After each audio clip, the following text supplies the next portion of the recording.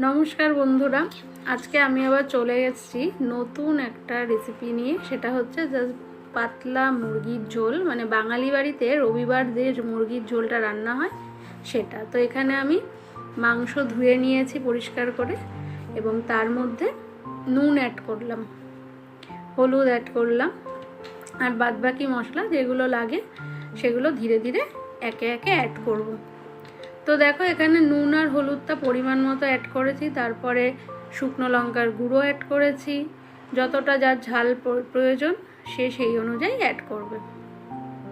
যদিও এটা খুব সিম্পল রেসিপি, সবার বাড়িতেই হয়ে থাকে, তবুও আমি যেভাবে করি খুব সহজ উপায়ে সেইটা তোমাদের সাথে শেয়ার করছি। এরপর আমি জিরে গুঁড়ো দিয়ে নিচ্ছি। খুব বেশি রিচ নয়, খুব বেশি পাতলাও নয়, ঠিক মিডিয়াম ঘনত্বের যে মুরগির ঝোলটা সেটা। এরপর এতে আস্তে আস্তে আদা রসুন বাটাও অ্যাড করব।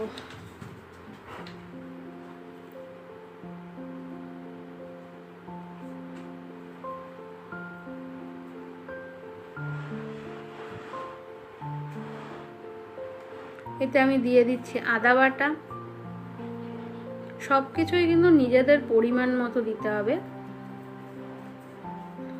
তারপর দিয়ে দিচ্ছি রসুন বাটা। এখানে মোটামুটি একটা গোটা রসুন আছে, আমি 1 কিলোর মতো মাংস নিয়েছি।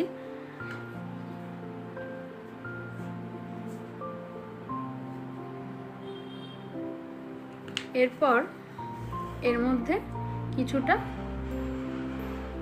সর্ষের তেল দেব, অল্প করে মাংসটা মাখার জন্য মশলাগুলো দিয়ে।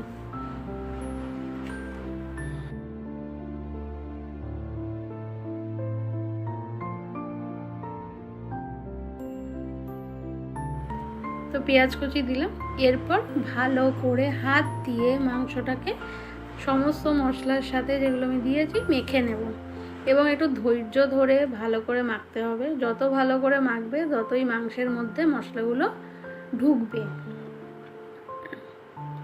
তো এই সময় বলি যে সব কিছু মশলাই কিন্তু নিজেদের পরিমাণ মতো নেবে, যেহেতু মুরগির ঝোল চিকেন কষা নয়, যেটা আমরা রুটির সাথে খেয়ে থাকি, ভাতের সাথে যে চিকেন ঝোলটা খাই সেটা। তো সেই অনুযায়ী মশলা নিয়ে ভালো করে এটাকে মেখে কিছুক্ষণ রেখে দিতে হবে। তো দেখো, আমার এখানে মোটামুটি মাখা হয়ে গেছে, তাও আমি একটু নিচের দিকে মশলা ছিল বলে সেগুলোকে নিয়ে মেখেছি। এবং মাখার ফলে দেখো মাংসের কালারটাও বুঝতেই পারছো, মশলাটা তেলের সাথে মিশে গেছে এবং এটা ভালো করে মাংসের সাথেও মিশে যাচ্ছে, এবং এটাকে ঢেকে কিছুক্ষণ রেখে দেবো।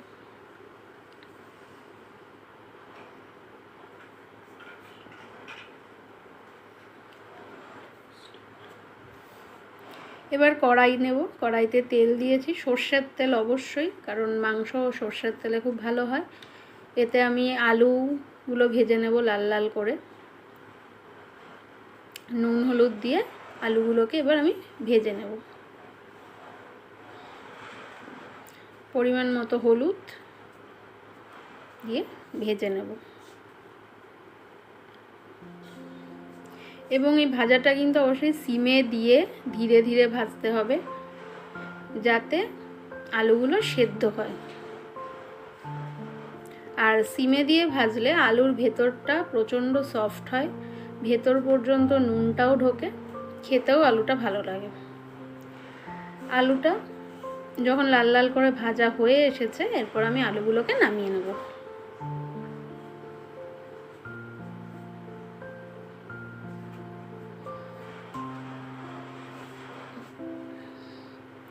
তো দেখো, আমি আলুগুলো নামিয়ে নিলাম। কড়াইতে আর একটু সর্ষের তেল দেব যতটা দরকার। এরপর কড়াইতে আমি তেজপাতা, গোটা জিরে, মানে যেটা সাদা জিরে, সেটা অ্যাড করছি। এবং আরেকটা কথা বলে রাখি, এখানে আমি প্রথমে কিছুটা রসুন থেতো করে যদি ফোড়নে দেওয়া হয় তাহলে সেন্টটা খুব ভালো হয়, কিন্তু আমি প্রথমে দিতে ভুলে গেছি। প্রথমে পেঁয়াজটা দিয়ে দিয়েছি, কিন্তু পরে আমি রসুনটা অ্যাড করে দিয়েছিলাম। পেঁয়াজটাকে দিয়ে সেটাকেও সুন্দর করে গোল্ডেন ব্রাউন অবধি, মানে গোল্ডেন কালার হওয়া অবধি ভাজবো, নুন হলুদ দিয়ে অবশ্যই। কারণ পেঁয়াজটা যদি ঠিকমতো তেলে ভাজা হয় তো পেঁয়াজের যে কাঁচা গন্ধটা থাকে সেটা কিন্তু আর থাকে না, খেতেও টেস্ট হয়। এবার নুন স্বাদ মতো যার যার, হলুদ অ্যাড করছি।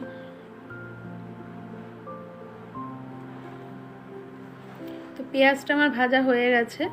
এবার আমি ম্যারিনেট করা মাংসগুলোকে ভাজা পেঁয়াজের মধ্যে দিয়ে দেব। এবং এটা বলে রাখি যে মাঝখানে কিন্তু আমি রসুন পেস্টটা, মানে থেতো করা রসুনটাকেও অ্যাড করেছিলাম, সেটার ভিডিওতে দেখাইনি। এবার আমি ভালো করে মাংসটাকে মিলিয়ে নেব, পেঁয়াজের সাথে নেড়ে চেড়ে নেব। এখানে বেশ 2-3 মিনিট ভালো করে নাড়তে হবে।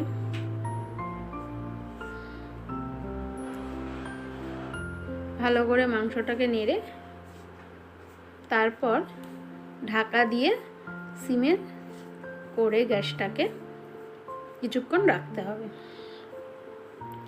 তো দেখো আমি এখানে মোটামুটি নাড়া হয়ে গেছে। এরপর আমি একটা ঢাকনা দিয়ে কড়াইটাকে সিম দিয়ে রেখে দিয়েছি। সিমে দেওয়ার ফলে কড়াইতে মাংস থেকে কিন্তু অনেকটা জল বেরিয়েছে। এবার আবারও আমি নেড়ে নিচ্ছি, উল্টে পাল্টে দিচ্ছি মাংসগুলোকে ভালো করে নেড়ে চেড়ে। তো দেখো মাংসটাকে ভালো করে নেড়ে আবার ঢাকা দিয়ে রেখে দেব। তো এটা সিমে দিয়ে রাখতে হবে গ্যাসের ফ্লেমটাকে অবশ্যই। তো কিছুক্ষণ পর ঢাকনা তুলে তার মধ্যে আমি এতে টমেটো অ্যাড করেছি। টমেটোটাকে দিয়ে ভালো করে মাংসটাকে কষাতে হবে। টমেটোটা আমি আগে থেকে অ্যাড করিনি, তাহলে মাংস সেদ্ধ হতো না। টমেটো কিন্তু লাস্টেই অ্যাড করতে হবে। টমেটো অ্যাড করে মাংসটাকে আবারও ভালো করে কষাতে হবে। মাংস থেকে প্রচুর জল বেরিয়েছে, সেই জলেই মাংসকে কষাতে হবে। আমি কিন্তু আলাদা কোনো জল এখনও অ্যাড করিনি। তো ভালো মতো কষানোর পরে একটু ধৈর্য নিয়ে কষাতে হবে, সময় নিয়ে, যাতে মাংস থেকে মশলাগুলো তেল ছেড়ে দেয়। এবং হয়ে গেলে বুঝতেই পারবে, নাড়তে নাড়তে দেখো এখানে মোটামুটি হয়ে এসেছে, মাংস থেকে তেল বেরিয়ে। তো দেখো এখন বেশ আবার কিছুক্ষণ মাংসটাকে কষাতে হবে। কষিয়ে এবার ভেজে রাখা আলুগুলো তাতে দিয়ে দিতে হবে। আলুগুলোকে দিয়ে আবারও বেশ কিছুক্ষণ আমি মাংসটাকে কষিয়ে নেব। এতে করে আলুর ভেতর অবধি মশলাটা পৌঁছাবে এবং আলুগুলো কিন্তু খেতে ভীষণ ভালো লাগে, কারণ আলুগুলো কিন্তু জুসি হয়ে যায়, মানে মশলা নুন এগুলো সব আলুর ভেতর অবধি পৌঁছে যায়। তো বেশ কিছুক্ষণ আলু দিয়ে আবারও আমি মাংসটাকে কষাবো। এই কষানোটা কিন্তু বেশ ধৈর্য ধরে করতে হবে। দেখো আস্তে আস্তে মাংস থেকে তেল ছেড়ে দিচ্ছে। এখানে কিন্তু আমি কোনো আলাদা জল অ্যাড করিনি, মাংস থেকে যে জলটা বেরিয়েছে সেই জলেই আমি মাংসটাকে কষাচ্ছি। এবং যতক্ষণ না তেল বেরিয়ে আসছে মাংস থেকে ততক্ষণ ধৈর্য ধরে কষাতে হবে। এবং আস্তে আস্তে দেখো মাংসের কালারও চেঞ্জ করছে। এই অবস্থায় দেখো আমার কষানোটা কিন্তু হয়ে এসেছে। তো এখন আমি এতে জল অ্যাড করব, অবশ্যই গরম জল। এখানে আমি প্রথমে কিছুটা জল অ্যাড করেছি, তো আমার এইটুকুনি জলে হবে না, তার একটু গরম জল আমি এতে অ্যাড করে নেব।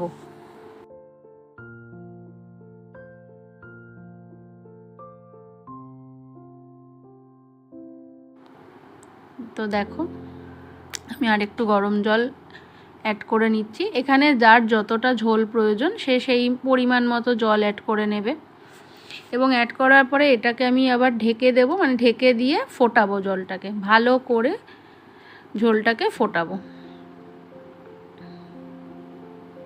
তো দেখো আমার হয়ে গেছে মাংস রান্না, একদম কমপ্লিট। আমি এবার একটা পাত্রে ঢেলে নেব। তো আমার ভিডিও যদি তোমাদের ভালো লেগে থাকে অবশ্যই আমার চ্যানেলটাকে লাইক করো, শেয়ার করো অ্যান্ড সাবস্ক্রাইব করো। তো আজকের মতো টাটা।